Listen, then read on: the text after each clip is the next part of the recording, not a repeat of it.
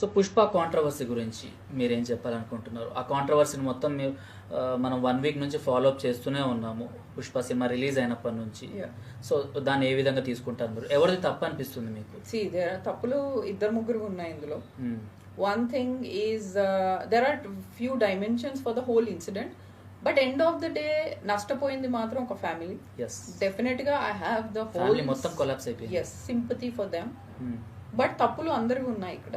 Number 1, benefit show వేసి ప్రతి ఒక్క హీరో, ప్రతి ఒక్క ప్రొడ్యూసర్, ప్రతి ఒక్క డైరెక్టర్ ప్రీ రిలీజ్కి కానీ లాంచ్కి కానీ స్టేజ్ ఎక్కితే ఫ్యాన్సే నా దేవుళ్ళు అని మాట్లాడతారు. Yeah. ప్రతి ఒక్క hero, take Allu Arjun, anybody for that sake.